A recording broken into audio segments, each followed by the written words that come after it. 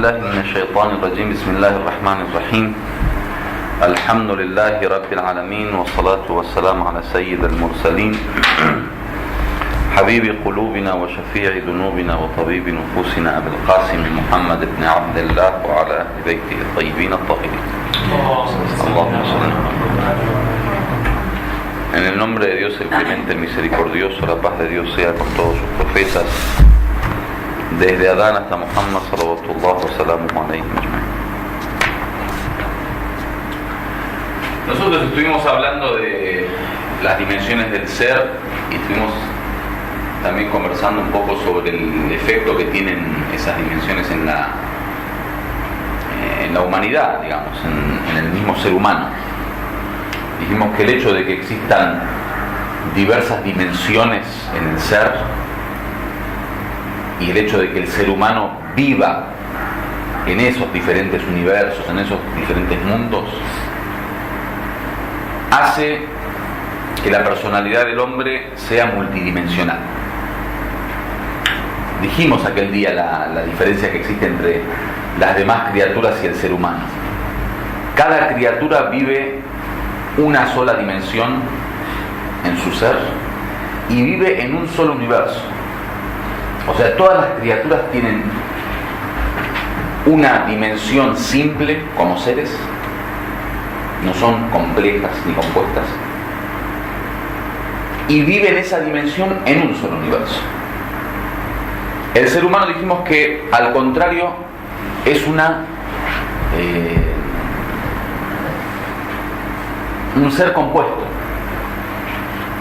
que lo habíamos dicho aquel día, es bidimensional, digamos, si hablamos de la diferencia entre cuerpo y alma, y tiene tres dimensiones si hablamos entre las distintas, digamos, manifestaciones del ser humano según cada mundo, que es la intelectual, la sentimental emocional y la práctica corporal y de la acción, ¿no? Entonces, el tema del ser humano es que, por un lado, él es un ser complejo porque está compuesto de diferentes elementos a diferencia de otros seres, y por otro lado vive en mundos diferentes. O sea, le toca enfrentarse a realidades diferentes en sus mundos. Por ejemplo, el mundo vegetal. Cualquier planta no es más que una planta, simplemente es un vegetal, y vive en el mundo vegetal. O sea, todas sus actividades, todas sus manifestaciones, toda su acción se desarrolla en el mundo vegetal. El animal del mismo modo, los minerales del mismo modo. Solo el hombre, por un lado, no es solo animal o vegetal o humano, sino es un poco de todo. Y no vive solo en el mundo vegetal o animal o humano, sino vive un poco en todos lados.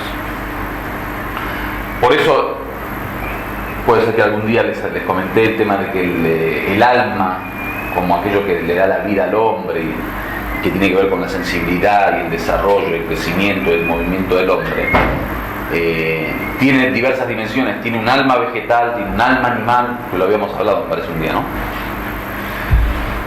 Entonces, esa es la realidad del ser humano. Hasta ahí habíamos ya explicado el tema.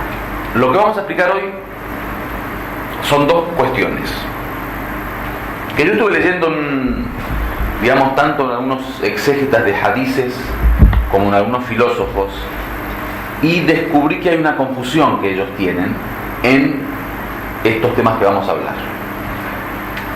Hay una expresión, digamos, una terminología, al-i'tidal en árabe, que lo traducen como moderación. ¿Sí? Al-i'tidal es lo contrario de israf. ¿Escucharon hablar del israf? Que te dicen, no hagas israf, derroche. Israf cuando uno derrocha, ¿no? Lo contrario de israf es i'tidal, al-i'tidal, que es la moderación, ser moderado. ¿Cuál es la confusión de los filósofos o de muchos, digamos, de estos autores que yo estuve leyendo? La confusión es que ellos confunden moderación con equilibrio. Y sobre este tema quiero hablar hoy. Entre equilibrio y moderación no hay igualdad de conceptos. Ellos dicen, una persona, el musulmán, tiene que ser moderado. Pero cuando van a poner ejemplos de moderación, ponen ejemplos de ¿qué? De equilibrio. Dicen, el Islam requiere que el hombre musulmán sea moderado. Entonces dice, por ejemplo, el Imam Ali venía de la lucha, de la guerra, de la batalla, se ponía a rezar y a hacer dua. Terminaba el dua, iba a sembrar, a plantar, a trabajar la tierra. Terminaba la tierra, iba a dar charlas, clases a los alumnos, a los discípulos, enseñaba el Corán.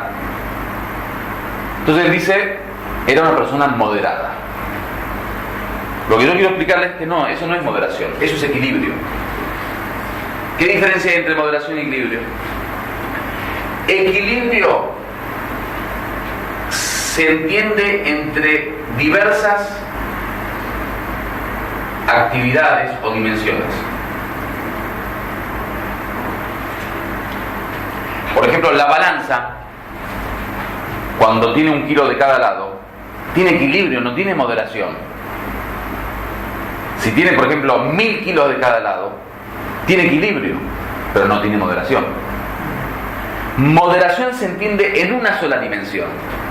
O sea, cualquier dimensión tiene diversos grados. Imaginemos del 1 al 100. El 1 y el 100 son extremismos. El 50 es moderación. ¿Se entendió? Entonces, la moderación es en una sola dimensión, entre los diversos niveles. El equilibrio es, digamos, mantener al mismo nivel varias dimensiones. ¿Se entendió? Entonces eso yo quería explicarlo porque estuve, digamos, investigando y me di cuenta que ellos confunden las dos cosas y en algunos momentos hablan de equilibrio y le llaman i'tidal, y hay veces hablan de moderación y le llaman i'tidal, o sea, y yo me di cuenta que no es así, que entonces bueno, para que lo tengan en cuenta. Entonces, teniendo en cuenta esto, ahora vamos a hablar que frente a los extremismos, frente a las exageraciones, frente a disminuir del valor o importancia de ciertas cuestiones, el creyente, entre estas diversas dimensiones que dijimos que el hombre es un ser compuesto y vive diversas dimensiones o mundos, necesita desarrollar una vida de equilibrio y de moderación. Y esto es fundamental. Esto aparece, después lo vamos a ver en algunos hadices, aparecen muchas narraciones y en muchas aleyas el tema de que el musulmán es equilibrado y moderado. Entonces,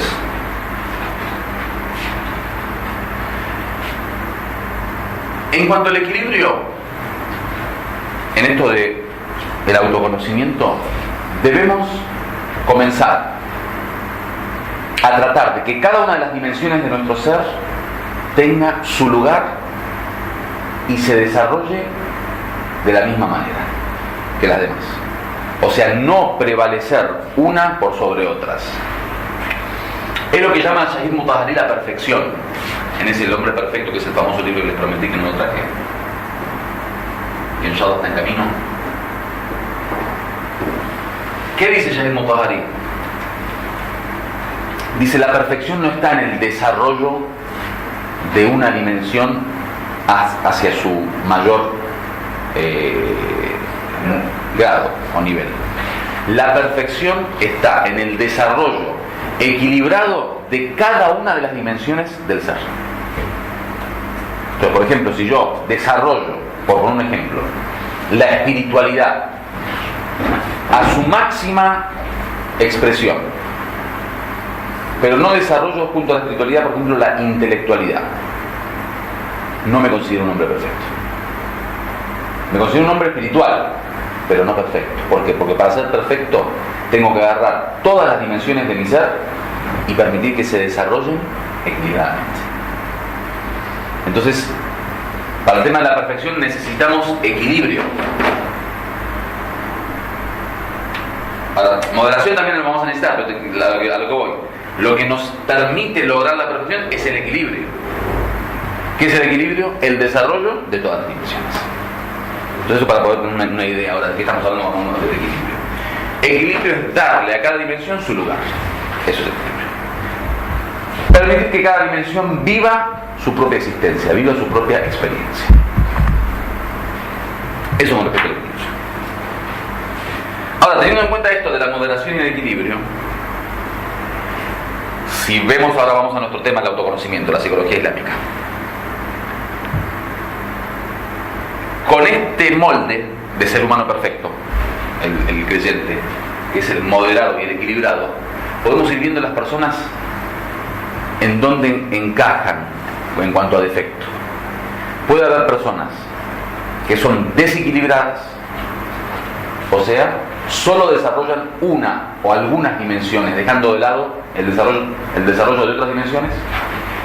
Puede haber personas que son equilibradas, pero son extremistas, o sea, desarrollan todas sus dimensiones, pero de una forma extremista, o sea, sin moderación. ¿Sí? Puede haber personas que no son equilibradas, pero son moderadas, o sea, desarrollan una o dos dimensiones de su ser, pero de forma moderada, o sea, no llegan a los extremos. Y ahí es como vamos, digamos, diagnosticando, que es la palabra que usa el doctor Abbas, diagnosticando cuál puede ser el defecto o la enfermedad o el problema del ser.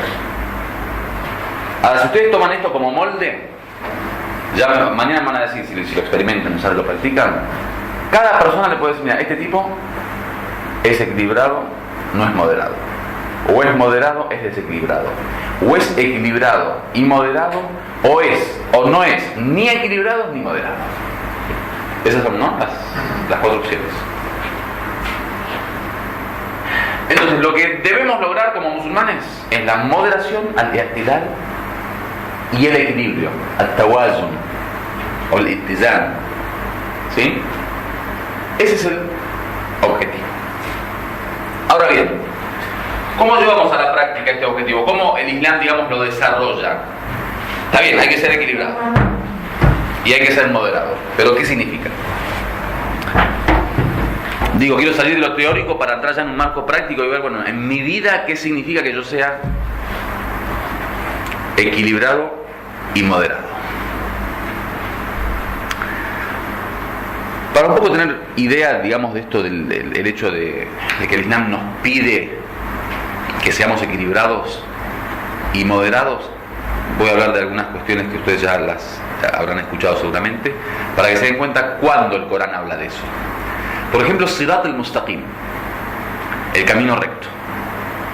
El camino recto es una línea de pensamiento que marca el color de nuestra ideología, que es el punto medio. O sea, no somos ni de derecha ni de izquierda. No somos ni, por ejemplo, buscadores de lo material únicamente, a expensas de lo espiritual, ni buscadores de una espiritualidad sin lo material. ¿Sí? Cuando el Corán habla de, por ejemplo, el creyente, dice los que hacen el rezo y pagan el zakat. O sea, hay además de la espiritual, una dimensión material clara, de orden, de política, de gobierno. Cuando el Islam, por ejemplo, habla de la importancia del ser humano, habla de la importancia del ser humano en el seno de su propia individualidad, su ser. En el seno de la familia, por ejemplo, az-zawaju nisf ad-din, el matrimonio es la mitad de la religión. Y en el seno de la sociedad, man asbaha wa lam yahtam bi umur al-muslimin falaysa bi muslim. Quien amanece y no se preocupa por la situación de los musulmanes, no es musulmán. por ejemplo, al-jar thumma ad-dar, famoso hadith de Fátima az-Zahra. Primero está el vecino, después está la casa. Todo eso habla de un camino recto, o sea, no somos socialistas en el sentido de que únicamente la sociedad prevalece sobre el individuo, ni capitalistas o liberales en el sentido de que solo el individuo prevalece sobre la... Es un camino recto. Dice en el Corán: وَكَذَلِكَ جَعَلْنَاكُمْ أُمَّةً وَسَطًا. Del mismo modo los hemos establecido como una comunidad intermedia, digamos, media intermedia, centrada, digamos, somos un centro, ¿no? لِتَكُونُوا شُهَدَاءَ عَلَى النَّاسِ وَيَكُونُ الرَّسُولُ عَلَيْكُمْ شَهِيدًا. Para que ustedes sean testigos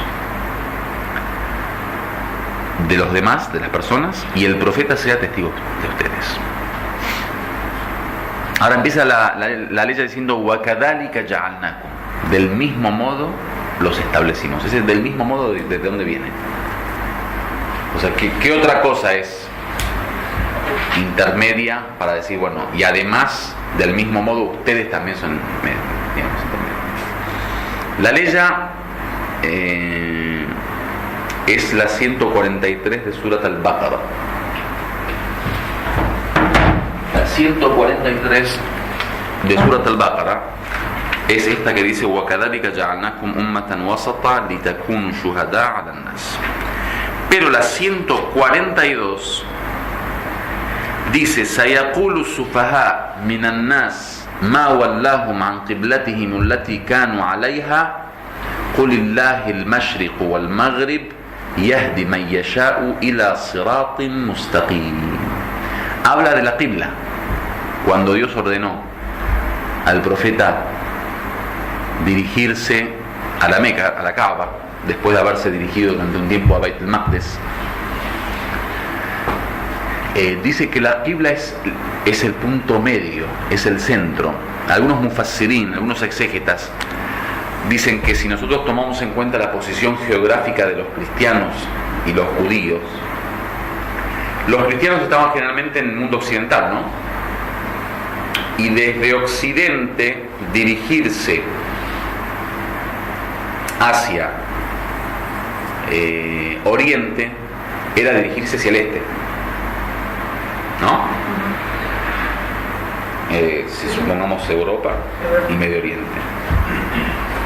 Los judíos se encontraban en Babilonia, digamos, y en la antigua Siria, la Siria Grande, y dirigirse hacia Bait al-Maqdis era dirigirse hacia el oeste, al revés.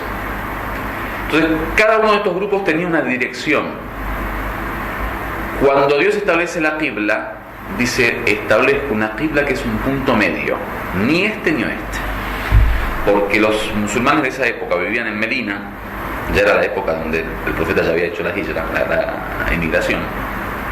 Y desde Medina dirigirse a Meca era dirigirse hacia el Junub, hacia el sur. Y el sur era un punto medio entre el este y el oeste. Entonces la qibla, que es la dirección de los musulmanes, tiene también esa idea de punto medio, digamos, de ser el centro. ¿Para qué? Para que nuestras miradas se dirijan a un punto sin tener distracción, ni derecha ni izquierda.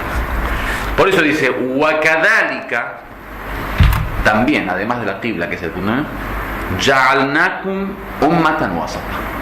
También les hicimos una comunidad intermedia. Entonces tenemos el tema del Sirat al-Mustaqim, el tema de la qibla, el tema de Ummatan Wasata, y algunos otros hadices que en algún momento seguramente los vamos a leer.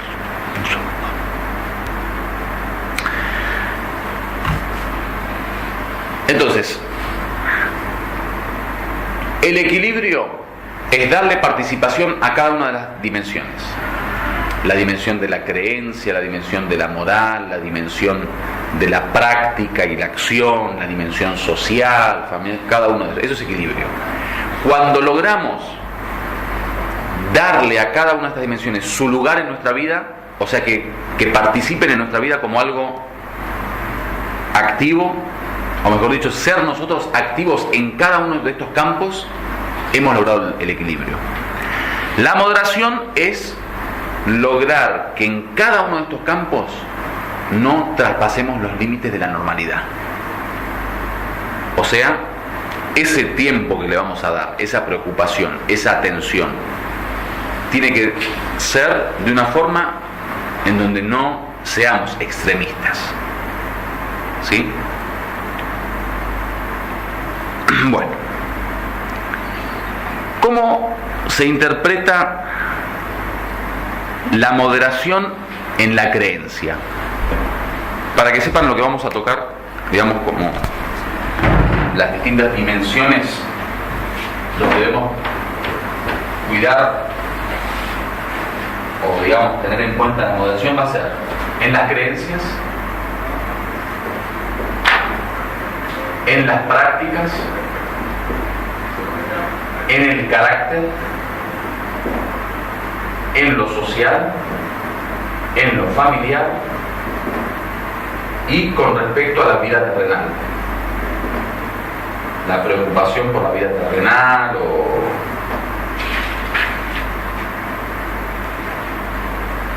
lo que tiene que ver con este mundo. En la creencia, por ejemplo, tenemos creencias como el gulú. ¿Qué es el gulú? ¿Escucharon hablar del gulú? El gulú, los gulat. Los gulat son los que creían en el señorío o en la divinidad de Amir al-Mu'minin alayhi salam. Había grupos que se presentaron ante Amir al-Mu'minin después de alguna batalla, por ejemplo la batalla de Yamal, y en algunas otras ocasiones, y dijeron: tú eres Dios. A ellos llaman los gulat. El gulú, caro en árabe, gali. Gali es de que está muy alto, ¿no? El valor alto. Gulú viene de la misma raíz árabe. El gulat es aquel que eleva demasiado a una persona. Eso es un tipo de extremismo de creencia, por ejemplo. Eso es una forma de no ser moderado en la creencia. O sea, Amir al-Mu'minin, que es una persona, un ser humano, perfecto, pero un ser humano, una criatura, creer que es un creador. ¿Sí? El Imam Ali los trató con mucha dureza, digamos, fue muy contundente con ellos. A Abdullah ibn Saba, que los wahabitas dicen que es el creador del shiismo, no sé si escucharon hablar de él. Abdullah ibn Saba es un personaje que todos estos grupos salafitas, digamos, nos acusan de que nosotros somos la religión creada por Abdullah ibn Saba, que era un judío, ¿no? que se metió en el Islam y empezó a crear historias como para poder desviar o tergiversar la religión desde adentro, ¿no? El Allama al-Askari es un sabio iraquí famoso contemporáneo, escribió 2 tomos completos sobre Abdullah ibn Saba. Si lo ponen en internet aparece Abdullah ibn Saba. El Imam Ali lo mandó a matar directamente, o sea, no tuvo misericordia. Dijo: o corregís tu creencia o directamente a la hoguera, o sea, ejecución. Abdullah ibn Abbas, otro compañero de Imam Ali alayhi salam, se intercedió por él, digamos, y le forzó para que se arrepienta, y bueno, a través del arrepentimiento supuesto, ¿no? El Imam Ali medio como que lo dejó libre. Otro grupo, por ejemplo, de una tribu, una gran familia, digamos, un clan, una gente de Zut que se llamaban, también le dijeron al Imam Ali: tú eres Dios. Y el Imam Ali dijo, digamos, cambien su postura porque si no, no se salvan. No la cambiaron y había unos pozos en la tierra, mandó a quitar los límites entre los pozos y se hizo como una gran fosa. En un lugar puso a esta gente, en otro lugar prendió fuego y con el humo de ese fuego se ahogaron y murieron.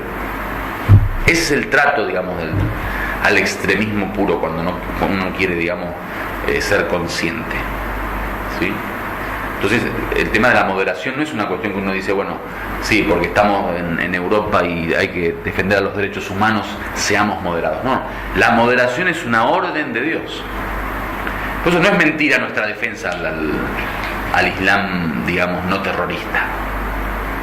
Viste que la gente se piensa que uno a veces lo hace por cumplido, ¿no? Uno defiende este Islam más moderado como un cumplido. Los otros te dicen, no, seguramente está haciendo tapía. No, somos moderados realmente. O sea, no se acepta en el Islam los extremismos, no se acepta la no moderación. Hasta en la creencia, que tampoco es una cuestión de conducta, porque uno podría decir, bueno, si uno va a interactuar con un ser para frenar su acción, o sea, su conducta, pero el pensamiento, o sea, que te maten por pensar, sí. Así trataba el Propeta Muhammad a los que no eran moderados.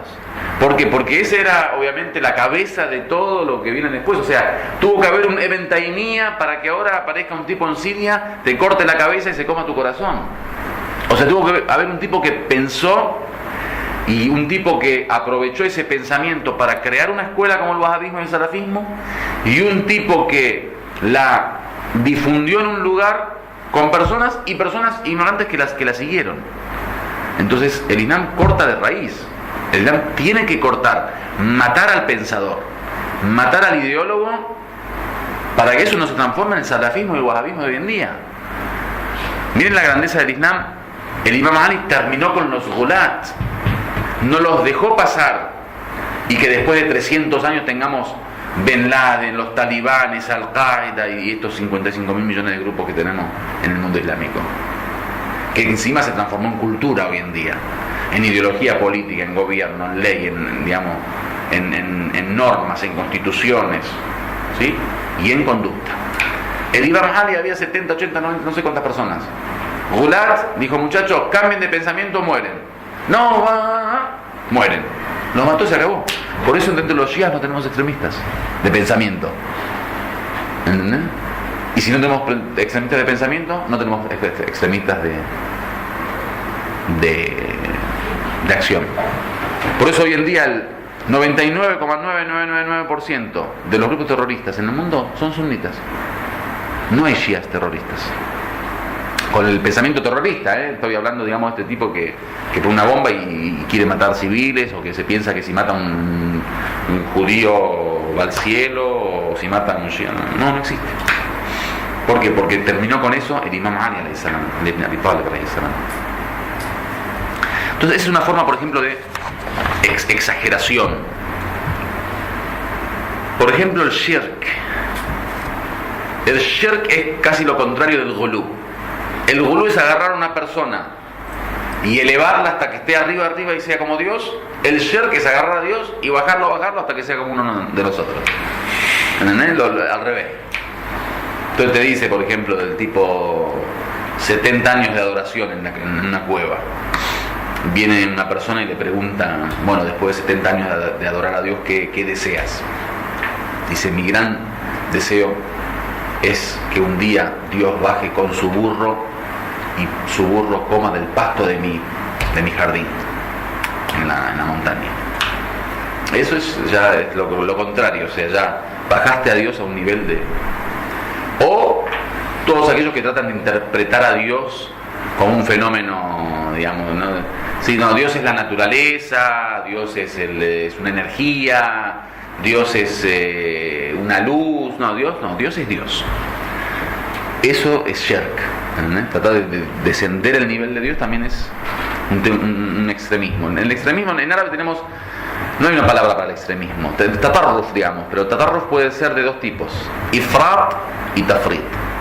Ifrat es un extremismo de exageración, tafrit un extremismo de disminución. O sea, uno puede darle mucho, ifrat, o quitarle mucho, tafrit. Nosotros somos la escuela de la ifrat o la tafrit, o sea, ninguno de los dos polos. El jabr, por ejemplo, el jabr es el jabr y el ikhtiyar. El jabr es como la predestinación. O no, predestinación no tiene predestinación. El Jabr es como el determinismo. Creer que el ser humano está obligado a hacer todo. Determinismo personal, histórico, político, natural, o sea, así como Dios interactúa con la naturaleza y la creación y el universo y las leyes y las normas del mundo, del mismo modo con el ser humano.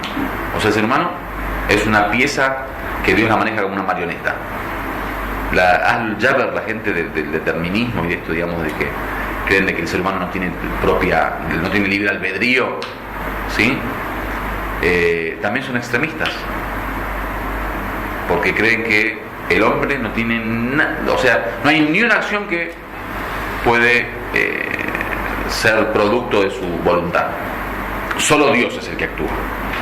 Porque hay muchos hadices, o por ejemplo muchas aleyas que uno las ve, las lee y bueno, en apariencia como que uno no hace nada. Solo Dios. وَمَا رَمَيْتَ إِذْ رَمَيْتُ وَلَكِنَّ اللَّهَ رَمَى. No fuiste tú el que tiraste cuando en la guerra uno tira. Cuando tiraste. وَلَكِنَّ اللَّهَ رَمَى. Sino que fue Dios quien tiró. وَمَا تَشَاءُونَ إِلَّا أَنْ يَشَاءَ اللَّهُ. Ustedes no tienen voluntad, no desean, no quieren, a no ser que Dios quiera.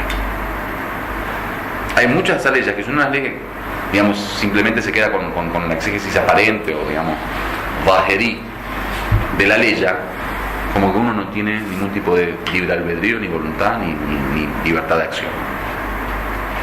El otro extremismo, tafwid. ¿Qué es el tafwid? Lo contrario a determinismo.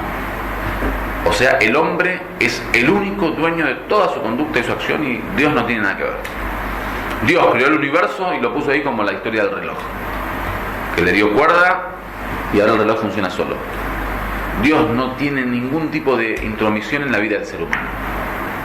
Es el hombre el que únicamente decide por todo y todo está en su mano y es el eje del universo y es el único que actúa libremente.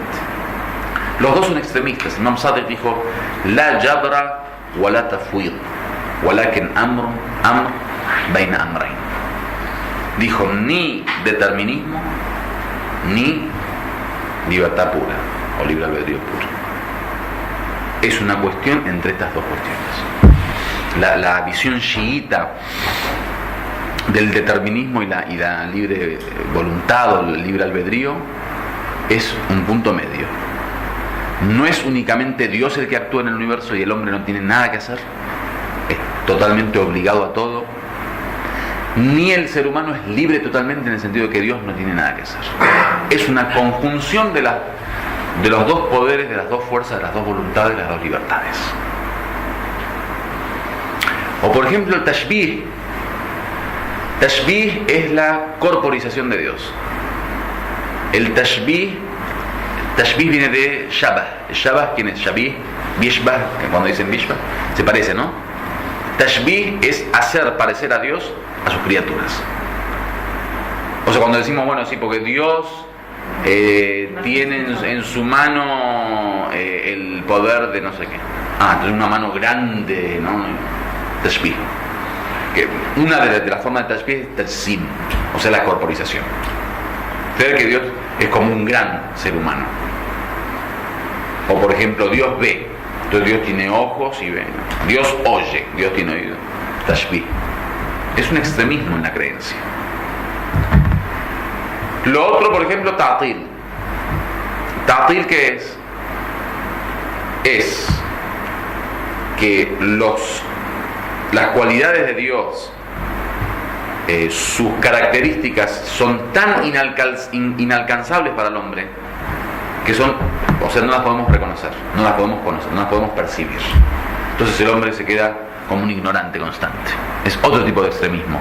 Y dice, no, Dios es, para no ser como los tashbih, no para decir, no, que para contrarrestar a estos que dicen se parece a nosotros, dicen, no se parece en nada, a tal punto de que ni siquiera lo podemos conocer. O sea, es tan lejano a nosotros. Entonces el conocimiento de Dios no tiene nada que ver con nuestro conocimiento. La voluntad de Dios, la libertad, nada que ver con... No, eso tampoco.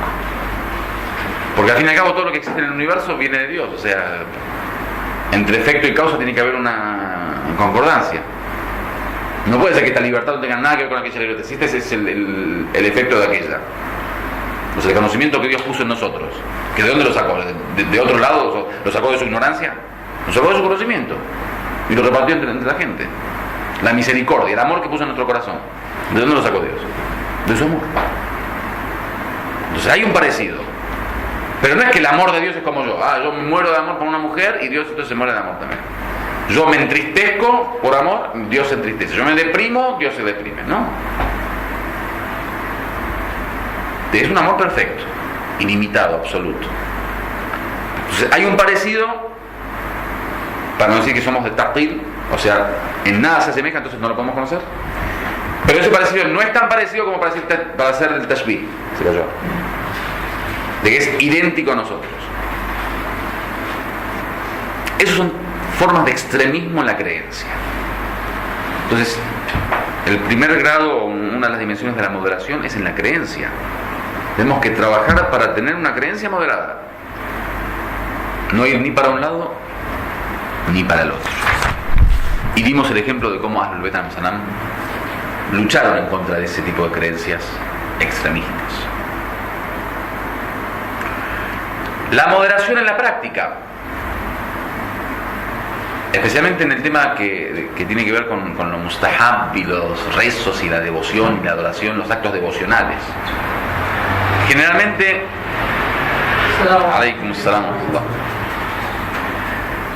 generalmente hay una mala interpretación, hay veces, de el tema de lo mustahab o del ibadat, los actos preferibles o las devociones.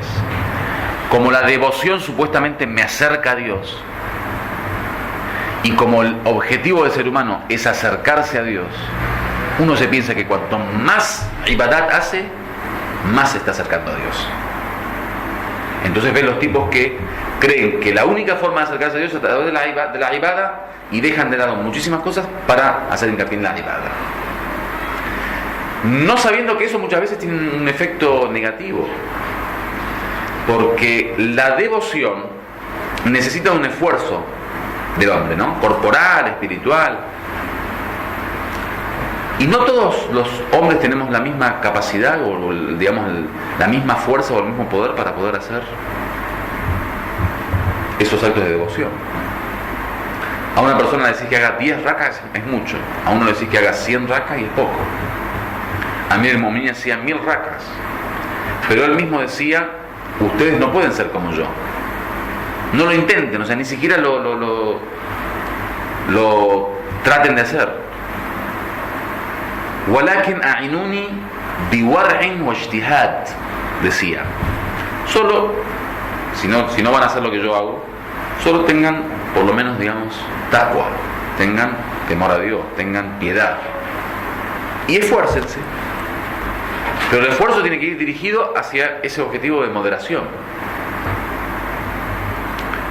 Generalmente lo que ocurre, por ejemplo, con un ser que quiere ser devoto sin moderación, es que termina muchas veces cansándose. Entonces abandona totalmente la adoración. Lo que ocurre con el ruh, cuando uno le da más de lo que soporta, es que al fin se termina cansando y deja, se quiebra. Un hadith muy lindo que lo encontré en un libro del profeta sallallahu alaihi wasallam: la tukarrihu ibadat Allah ila ibadillah fatakunu karrakib al-munbat alladhi la safara qata' wa la dhahra abqa. Dice: no impongan la devoción a Dios, la adoración a Dios, a los siervos de Dios. La tukarrihu. Tukarrihu es cuando alguien lo hace en contra de su voluntad. Kurhan. Kurhan también es odio, ¿no? Pero bueno, acá la tukarrihu es cuando alguien obliga, impone algo a alguien, aunque él no quiera. ¿Sí? Los niños, cuando alguien le da de comer por la fuerza, después dicen: karrahne hombre. Dice: me hizo, digamos, odiar mi vida. La tukarrihu ibadat Allah ila ibadillah. No impongan, no obliguen a los siervos de Dios que adoren a Dios de esa forma que ustedes piensan. فتكون كالراكب المنبت الذي لا سفر قطع ولا ضرق. Dice, porque van a ser sino como los que suben a los caballos, los jinetes, que cargan al caballo con una carga mucho más pesada de su posibilidad de soportar, y dice, al final termina partiendo la espalda del caballo y ni dejó caballo ni pudo viajar. O sea, la persona que decide viajar y carga al caballo con más de la pes, digamos, del peso que puede soportar, ni queda caballo ni queda viaje. Entonces la ibada es lo mismo. Por eso tenemos hadith que dice sobre el idbar o el iqbal. Dice, cuando el ruh tiene iqbal, o sea, ganas, tiene apetito, quiere, denle en ibada, denle en adoración, denle en devoción. Viste que a veces uno tiene ganas, que dice, bueno, me siento con ganas de leer Corán, me siento con ganas de ir a la mezquita, me siento con ganas de rezar, quiero hablar con Dios, bueno, denle. Y si tiene idbar, lo contrario, no me siento con ganas. Dice, solo denle lo obligatorio. Al ruh hay que manejarla de esa forma. Uno se piensa que uno es más creyente cuando le da, viste, constantemente dice, no, tenés que ver tu estado. Hay veces tenés ganas, dale. No tenés ganas, no le des. Como cuando uno con el tema de la alimentación pasa con eso, con los niños. El niño ya no quiere saber más nada y la mala madre le mete. No. Tiene apetito, le das. No tiene apetito, no le das. Tiene sed, toma. Tiene hambre, come. Nosotros constantemente, viste, uno se piensa que dándole, viste, ingiriendo. No es así. Dice Amir al-Mu'minin sallallahu alaihi wasallam, waqtasid ya bunayya fi ma'ishatik waqtasid fi ibadatik. Dice, sé moderado, oh hijo mío, al Imam Hassan en tu vida, en toda tu vida, y en tu adoración. Wa alayka fiha bil amr ad-da'im alladhi tutiqu. Dice, solo es obligatorio para ti aquella cuestión que soportas y que puedes llevar constantemente. O sea, lo importante es la constancia. Algo pequeño después te tiene otro hadith. Dice, qalilun min amalin madum alayh khairun min amalin kathir mamlul min. Dice, un poquito de una acción que es constante es mejor que una acción, muchas acciones que uno termina cansándose, aburriéndose de ellas. Entonces, por ejemplo, yo leo, supongamos, 3 aleyas de Corán a diario durante toda mi vida. Eso da resultado. Pero hoy me levanto, quiero leer 5 juz'u, y después hasta dentro de 25 años, inshallah, cuando me jubile, los otros 5 juz'u. Eso no sirve. Dice, pero 5 juz'u leíste, y antes leías 3 aleyas. Sí, pero 3 aleyas durante los 365 días del año, durante 40 años. No 5 juz'u en un día y después nunca más leí el Corán. Entonces, esa es la regla en la moderación de la ibada. Dice el Imam Ali alayhi salam, ya Kumail, la rukhsata fi fardin wala shiddata fi nafila. Dice Kumail, la regla de la moderación en los ibadat, en la devoción, es en lo obligatorio la rukhsa. No hay permiso de dejar. Viste que uno dice, no, la verdad que no tengo ganas, no quiero levantarme a rezar subuh porque estoy con sueño y Dios me va a entender. Después te dicen, ad-din yusr, te dicen la religión es facilidad. Yuridu bikum al-yusr, dice el Corán, dice, Dios quiere para ustedes la facilidad, la ji'tukum bisahlati samha. He venido, el profeta dice, con una religión simple y permisiva. Sí, pero no con las obligaciones. Dice, la rukhsata fi fardin. En las obligaciones hay que cumplirla porque lo obligatorio es lo mínimo indispensable para comer. Para comer, sé que tengo hambre y todo bien. Para actuar. Wala shiddata fi nafila. Dice, y no hay que ser duro en los mustahabbat. Entonces, así como sos exigente en las obligaciones, sí o sí tenés que levantarte a la mañana. El siyam, ni una gota de agua. Viste que le dicen a veces, pero un vasito de agua, no hace así, un vasito de agua, no. un poquito, medio vasito. Algunos ya tenemos también que con el vino dicen, nada, pero es una copita chiquitita, o sea, nunca nada de exceso, no, una copita. Y además dice que los médicos dicen que es muy bueno para el sharaín, para el recorrido de la sangre, como dicen, la circulación. En el fard y en los haram no hay moderación. Ahí somos muy exigentes. No hay un haram, por mínimo que sea, que se pueda hacer. Y no hay un wajib, por mínimo que sea, que se pueda dejar de hacer. Pero en los mustahabbat, sí, vamos, arriba, abajo, subimos. Se puede trabajar, digamos, a gusto, ¿sí? Y esa es justamente la filosofía de la existencia del wajib y del mustahab. Para que uno por un lado tenga una norma, una ley, una guía, y por otro lado tenga algo para su corazón, para su propio gusto, ¿viste? Uno dice, bueno, una religión a tu gusto. Bueno, nosotros tenemos esa religión a tu gusto, en los mustahabbat y en los makruh y en los halal. Pero en los wajib y los haram no. Esa es la confusión que muchos dicen, no, pero lo que pasa es que la religión son todas normas y leyes y obligaciones. Nosotros queremos algo light, algo libre. Nosotros tenemos la libertad en los mustahabbat. No querés hacer salatul layl, no lo hagas. Laylatul qadr, no lo hagas. Leer 50 leyes por día, no lo hagas. Como muchos de nosotros, ¿no? Pero no querés rezar subuh, no, tenés que hacerlo. Esa es la moderación en lo wajib y en lo mustahab. Un ejemplo de extremismo: cuando alguien carga a un ser que recién comienza. A mí eso me pasa mucho, por ejemplo, con los nuevos musulmanes. Cuando yo viajo, por ejemplo, y en una comunidad alguien se hace musulmán, y esa es la gran lucha que yo tengo con los sheikhes orientales. Viene el iraní, no, pero entró sin hijab.